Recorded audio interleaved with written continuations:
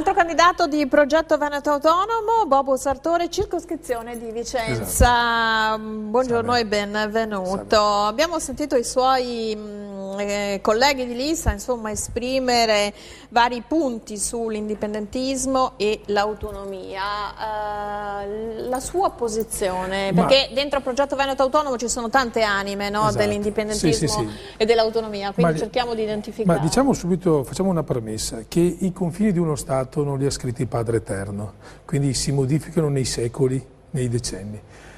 E detto questo, credo che un percorso indipendentista dovrebbe essere principalmente un percorso culturale, dovrebbe esserci una cultura di popolo che porta all'indipendentismo, cosa che in questo momento in Veneto non c'è.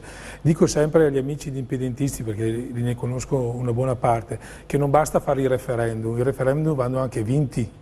Ecco, credo che in questo momento un'ipotesi di referendum in Veneto, anche se le statistiche dicono che una buona parte è per l'indipendenza, nel momento del voto la gente veneta è per un percorso sempre morbido. Quindi secondo lei il referendum consultivo non serve a nulla? Non serve a nulla, servirebbe se ci fosse una classe politica intelligente che ha governato finora il Veneto, ma che a mio modo di pensare intelligente non è stata. Servirebbe perché un referendum vinto avrebbe dato la possibilità ai nostri governanti di andare a Roma e chiedere pezzi di autonomia, cosa che non hanno fatto. Sono stati 20 anni... Pezzi di autonomia? Quali sono i pezzi di autonomia perseguibili? Per esempio sul turismo. Quindi gestionale, organizzativo? Gestionale, sulla scuola, sull'università, sulle infrastrutture. Perché l'autonomia è uno strumento praticamente che permette di realizzare a chi governa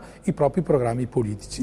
Ma qual è la differenza tra indipendenza e autonomia? Perché poi lei dice i veneti non sono preparati, però poi, non è molto chiaro il distinguo, non nelle due parole che sono molto, molto chiare, nell'applicazione pratica, nel risvolto che chi persegue indipendenza e autonomia vuole dare a queste due parole. Ma quelli che attualmente predicano l'indipendentismo, predicano sostanzialmente la nascita di un nuovo Stato, uno Stato veneto. Ed è la sua posizione? Non è la nostra posizione, noi siamo per l'autonomia, noi siamo per un percorso culturale autonomista. Quindi sempre in un ambito nazionale? Soprattutto nazionale e europeo, siamo per l'Europa dei popoli. Un'Italia federale? Noi siamo per l'autonomia dei popoli, quindi un percorso culturale. Non è un caso che nel programma del centro-sinistra della Moretti si parla per esempio del riconoscimento della lingua veneta, che è un aspetto molto interessante e importante. Non è un caso che per esempio nel programma della Moretti nel febbraio in cultura culmina con il Capodanno Veneto. Sono tutti aspetti che sembrano marginali ma che poi nel concreto della politica ha la sua rilevanza e la sua importanza. Dare rilievo all'identità veneta è sempre stato un obiettivo perseguito, mi pare, dai vari consigli regionali piuttosto che dalle giunte. Perché sono state chiacchiere perché, voglio dire, sono stati 20 anni di chiacchiere. Noi ci siamo candidati, noi di Progetto Veneto Autonomo, che proveniamo da varie esperienze. Lei arriva da dove? Io faccio un'esperienza del centro-sinistra che parte da 15 anni. Ho sostenuto Massimo Carraro nel 2005. Quindi lei è uno di quelli coerenti. Sì, coerenti, ma tutti siamo coerenti, voglio dire, dipende anche il momento. È la politica che è cambiata, le istanze. Sicuramente. Non ci sono più gli steccati dell'ideologia e dei partiti. Non ci sono più. Comunque noi ci siamo candidati per sostituire chi ha chiacchierato per 20 anni. Perché veramente hanno chiacchierato questi, sono stati anche al governo per 10 anni. Però adesso anche voi nel dire ok, noi sostituiamo chi chiacchiera. Metteteci la prova. Siamo qua fra 5 anni ci giudicate. Diventasse lei consigliere regionale, qual è la prima azione che farebbe?